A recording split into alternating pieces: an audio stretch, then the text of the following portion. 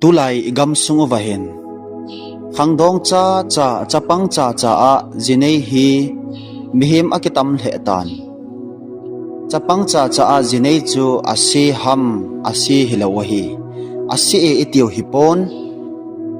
chapang cha cha khangdong cha cha a zinei hi na vahin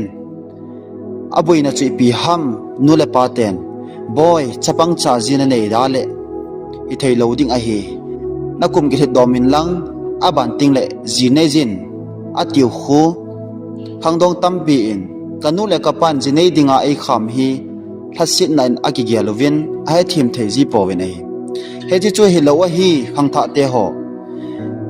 azineya kise hi zinin nagyal thu angayin heji tuni khoin isei do nom ben hi chapang cha cha khangdong cha cha zinei hon a hedia poimo thil kho ho tuni khoin isei do nom chu ipi ham mi tampi in tulajin nume hi han lang pasal he jongle kumsom ni jing jong thing do la ya jinei jong akyum hel hul ta nei amo cha ki cheng win adam ovin ka kum ne sala naw yong tampi pi anei the win hi ki pau mi nei mihim khat jinei the dinga ayung hi thilpha hi ki pau mi chanei the dinga yum hi ki pa hi nu le pa in it chapa mel amanin atu amu honde chu ki pa hi thilpha hi hi chan e hin puiwa pathin ko ma jong ki pa thu seina lai ding a hi jong le isei no mu chu chapang cha a jinei be se hi apha be se poi hi jong le aphat lo na pa chu tu ni kha ha se no ma hi pon ki cheng tho thol na hi hon ta a chapang cha hi jong le i christian in sung nom sim do dinga ki go na hi tau le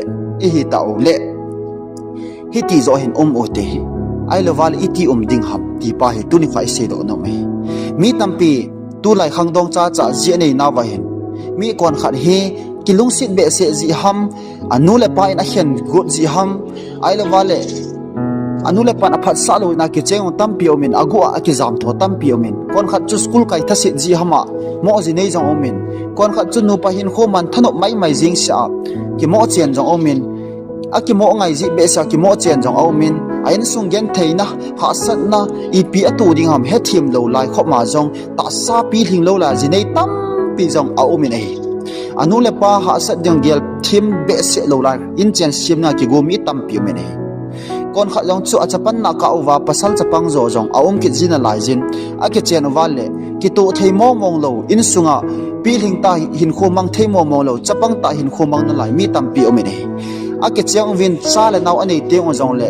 acha te to lunggel ki bang acha te to kin na the jong mi aum da po nei he ti chu hi aboi na chu he ti chu hi chapang cha cha ji anei naw aboi na chu a hi le hitabanga dinmuna jinei dinga ai lovan hitabanga jinei ta na hi ta le khangdong hin lang chapang hi jong le chun a jinei sa na hi tan nu pa hin khomang khom khan hi tawin he chi ho chu ki khen kit ding chu i christian hin ko to ki to ta la hi ka chapang wal be se tai tin na khe do nungin jong ki khen ding go hi be win ai lo wale christian in sung kasim na dinga jong ka chapang wal tai kain khe do tai na ti manin mo ki khen jing hi win mo ki khen jing lo ding hi ki khen na chu a ka chang sa kha ki khen ki ti hi christian hin ko to ani ki kal ki ka so pe te ho hezina hin kicheng I hingal ta wa hi le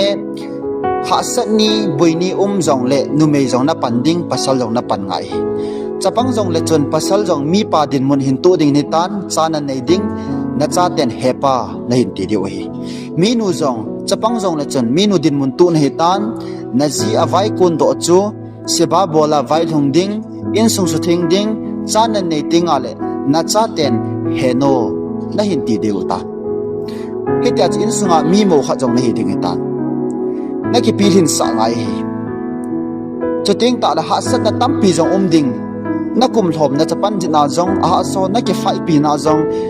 na gel thim lo na kum jong na lai ding a hi jong le ajinei ka hi tan hi ho hi ka thu ngai hi ti a hi pan ila u ngai zo nei ki chen zo ting lai mi min ki si na hi aum nom jin hi jong le hi chi ki si na chu pal gal kai gu ding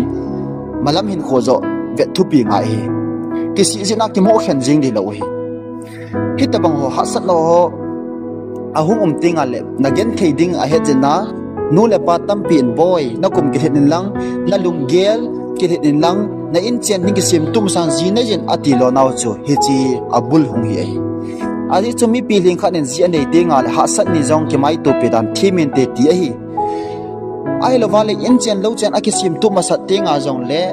jile cha nei te nga jong le boina be se loading ti na hi hejena hi imazau se ki su tu masana thil khat bol loading imazau si ki sip tu nung ting la bo thil khat hi bol la le lo hin na le in sung dam theina e ma hin khat na wa na khat hi ti hi isei do nom vin nu le pan e hil na pi le phun e pho na ho hi khang tha tam pi la isei no mu chu nu le pa thu ho hi inil kal lo diu i pam pai lo diu hi nang ki si jing sa na in sung chu mang thei ding hilo wa hi na hin kho jong mo man jing sa hin chapang cha khangdong cha jinei hi jong la chon ki cheng hun hi ta jong la chon a kham khama Christian in song hin sim ding jile cha hin nei ding na hi hon tan tuile tam le hin le khoma mi nu mi pa den mun hin to ding na hi ta zeovin he jina hin in sunga chon ding dan khan dan ding dan jong nupi upat nunga jong kizil jing thein lai hi e lo jong le ite pi ke do the hi e lo jong le ipa ke do the hi pasalen jong pa te jing the ho chan ve na copy mo lo hi nu me jin jong mi nu dang ho iti chona mi mo dang ho iti chonam ti hi ve hi ke ba copy jing the hi ti chu a phat phat na ki man cha dan hi thi angai na hi prowa bung som le get chang som ni le ni langin ipi asayam pasalin nu mezi aki muting le nunno ma hitan hezia chun pakaya konin jong dung hlain aki mui ati na hi jinei hi asi lo hi pasal khat jinei theding hom chu pathin nong dung hlai hi ama wang ki hian hi pathirin adei lo aphat sa lo khat a hi nei first korean bung sagi langong chu ibe na le hin ipiti ki mo amani chu kilung sit ta hit kho aman jing hun de dan ki mo e koren thor khat na bung segi changa na in e hil no mu chu ibe na le hen taw na a nakipi theina ding over chom cha khat ki khen na chule ki vop khom loi ki dinga naki phat sa gel wa hi talo a hi ti lovin ki khen kang hi vin a chu ti lo le ki tim lel jin satanin na hlem khawin te ti hi a sei nei Bible thu ki sei ho hi ki mo sei hello hi Bible in e hil na ho ipi ham Bible thu zui lo ho khunong la ki si na len ta aum te jin ai so ting jong le Matthew bung som le ko chang li na in asein a chun twin aman adon bonin asimpan asim tila ama ho no mele pasala sim sa hin chule hi chi ji chun min anu apa adala azia be ding ai chule amani chu ti khat hilhon ding ai ni chu na ho na sim kha lo wo han hiti achu ahin amani pumni mini hetalovin ti khat ai hilhon tai hi chi ji chun pathin gop sa chu mihemin su khan hi han atini mihemin ai lo vale thinan e khen taka hi mem e le e ki khen lo ding ei bui the ho jong chu ke 5 pia jotana pan gut ngai ni Christian hin kho a ki chen ai bol na ba hin mei tampi in ha san neu khat to thu tun lova in lang mo zu jing ding lung egel pai ve nei pasalin jong alung chom mana ama ho ai lova le lam chom choma ha sat na ho zala hiti chon aji mo khem pa jing ding lung agel ve nei jong la cho chu Christian hin khowa aki to po ipi pa chu iga sei do no men hejina hin chapang cha jine hi jong lew han Christian hin kho sim ding hi ta ji ve hin jing thei ta hin kho mana thu tun tuna pathin dong puma hin kho man do apoi mon aja jo si pathin em phat theina bo taw han